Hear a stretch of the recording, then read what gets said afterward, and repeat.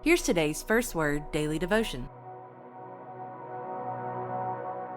Today is June 27th, and let me take just a moment of personal privilege and say happy birthday to my wife, Katie. Katie is, I'm not going to tell you how old she is. That's none of your business. But anyway, today is June 27th, and on this day we celebrate Katie. And let's do this today. Let's do something a little different. Let's start in the Psalms today on June the 27th. Look at Psalm 146 and verse 3. Put not your trust in princes, in a son of man in whom there is no salvation. When his breath departs, he returns to the earth. On that very day his plan perish. Blessed is he whose help is the God of Jacob, whose hope is the Lord his God, who made heaven and earth with the sea and all that's in them, who keep faith forever, who execute justice for the oppressed, who gives food to the hungry. And so that's Psalm 146, and that's going to sort of set the tone of what we see in Acts chapter 27 as well as 2 Kings 18. But let's continue to go backwards. Let's look at Acts chapter 27. Remember that Paul is on trial here.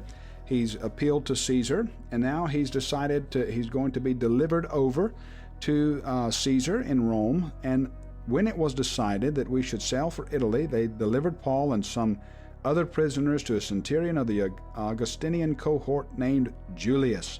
Look at verse 3. Julius treated Paul kindly and gave him leave to go to his friends and be cared for. Look at verse 7. We sailed slowly for a number of days. I love the detail here. We arrived with difficulty off Cnidus, and the wind did not allow us to go farther. We sailed under the lee of Crete off Salmone. Coasting along it with difficulty, we came to a place called Fair Havens, near which was the city of Lasea. And that's just beautiful. That's one of the reasons the Bible is so fantastic, and just how beautifully it's written. And so Paul advised them, saying, verse 10, Sirs, I perceive that the voyage will be with injury and much loss, not only the cargo and the ship, but also our lives. And then look over at verse 19. Here's a reference to the third day. That's important. We're pointing these out as we see them. Here's the reference to the third day.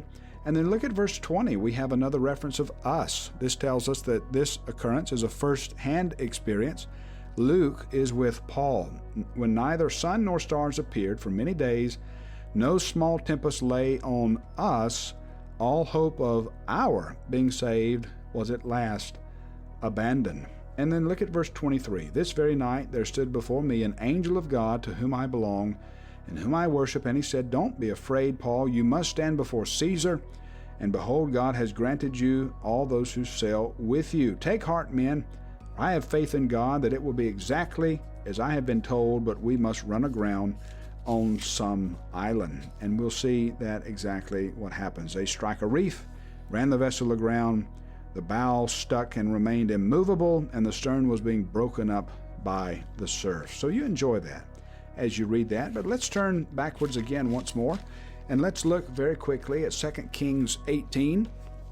This is one of my favorite stories in Kings, and of course this begins us discussing King Hezekiah. This is in the third year of Hoshea, son of Elah, king of Israel. Hezekiah, the son of Ahaz, king of Judah, began to reign. He was 25 years old when he began to reign, and he reigned 29 years in Jerusalem. His mother's name was Abi, the daughter of Zechariah. Then here's the important part of Hezekiah. Look at verse 3. He did what was right in the eyes of the Lord, according to all that David his father had done. He removed the high places and broke the pillars, cut down the Ashereth, broke in pieces the bronze serpent that Moses had made. And until those days, the people of Israel had made offerings to it. It was called Neshutin. He trusted in the Lord, the God of Israel, so that there was none like him among the kings of Judah after him, nor among those who were before him. He held fast to the Lord. He didn't depart from following him, but kept his commandments that the Lord God commanded Moses. And the Lord was with him. Wherever he went, out he prospered. He rebelled against the king of Syria and would not serve him. He struck down the Philistines as far as Gaza and his territory, from watchtower to fortified city. Now, things are going really great for Hezekiah. Well, what does that mean? Usually when things go great, the enemy is going to come and give us temptation. And that's exactly what we see with this name that's hard to say here. Shalmaneser, king of Assyria, came up against Samaria and besieged it. The king of Assyria carried the Israelites away to Assyria and put in Halah, one of the harbor, the river of Gozan, and the cities of the Medes, because they did not obey the voice of the Lord. In the 14th year, verse 13, King Hezekiah, Sennacherib, king of Assyria, came up against all the fortified cities of Judah and took them. Hezekiah, king of Judah, sent to the king of Assyria of Lachish, saying, I have done wrong, withdraw from me. Now look at verses 15 through 16. Here is a mistake from Hezekiah.